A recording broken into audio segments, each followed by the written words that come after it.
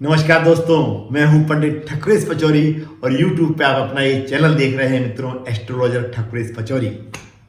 मित्रों, मेरा हमेशा ये प्रयास रहा है कि कुछ ऐसी जानकारियां जिनसे आप लोग अनभिज्ञ हैं, खासतौर से हमारे युवा वर्ग, उन जानकारियों को मैं आपके इस चैनल के माध्यम से आप तक पहुंचाऊं। मित्रों, इसी श्रृंखला में आज मैं उपस्थित हुआ हूं एक बहुत ही महत्वपूर्ण जानकारी के साथ। मित्रों, आज हम बात करेंगे संकष्टी चतुर्थी, सकट चौथ, तिलकुटी चतुर्थी, वक्रतुंड चतुर्थी, कई नामों से इस चतुर्थी को जाना जाता है।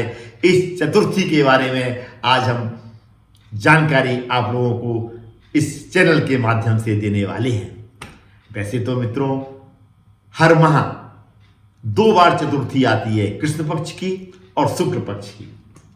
लेकिन मित्रों, माघ मास की जो चतुर्थी है उसका अपने आप में एक बहुत ही ज्यादा महत्व है। आज हम इसी माघ मास की चतुर्थी के बारे में मित्रों बात करने के लिए उपस्थित हुए हैं।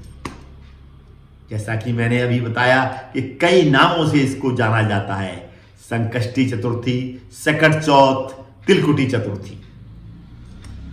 मित्रों, इस चतुर्थी का अपने आप में एक बहुत ही ज्यादा महत्व है। हम बात करेंगे इस चतुर्थी के महत्व के बारे में, पूजा की संपूर्ण विधि के बारे में, और इस चतुर्थी का इतना ज्यादा महत्व क्यों है। इन समस्त विषयों पर हम चर्चा करने के लिए आप सभी के समक्ष उपस्थित हुए हैं। अतः आप सभी से अनुरोध है कि अंत तक मेरे साथ अवश्य इस चर्चा में बने रहें, संपूर्ण जानकारी को प्राप्त कर उसका लाभ लेने के लिए। मित्रों, इस वर्ष 29 जनवरी 2024 दिन सोमवार को सकट चौथ मनाई जाएगी। हमारी जो चतुर्थी तिथि है मित्रों, 29 तारीख की सुबह 6:10 से प्रारंभ हो रही है, जो कि 30 तारीख को सुबह 8:54 तक रहेगी। अतः चतुर्थी का जो पर्व है हमको 29 तारीख यानी 29 जनवरी को ही मनाना है।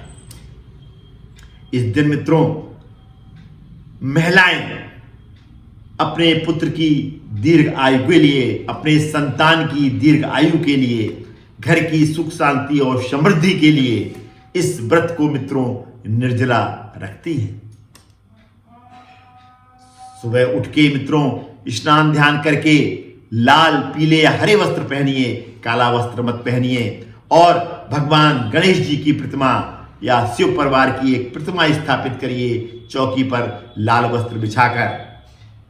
इसके बाद विधिवत गणेश जी के मंत्रों का आवाहन यानी ओम गणपते नमः का जाप करिए और उनको धूप, दीप, दूर्वा उनको अर्पित करिए और तिल के बने हुए लड्डू और गुड़ का भोग लगाइए और भगवान गणेश की और भगवान शिव की पूजा करिए। इस दिन मित्रों शिव परिवार यानी भगवान शिव, मां पार्वती जी, कार्तिकेय जी और गणेश जी समस्त पूरे परिवार की पूजा करने का विधान है, जिससे आपको भगवान शिव का भी आशीर्वाद प्राप्त होता है।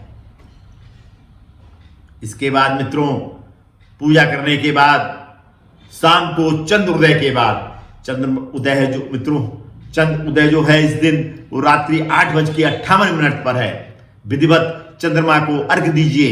अर्घ देने के पश्चात व्रत का पालन करिए।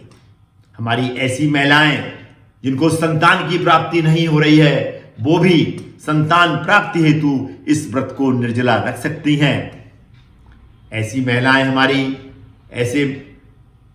हमारी महिलाएं जो निर्जला व्रत रखने में असमर्थ हैं शारीरिक रूप से, वो फलाहार करके भी इस व्रत को रख सकती हैं। उनको इस व्रत का पूर्ण रूप से फल प्राप्त होगा।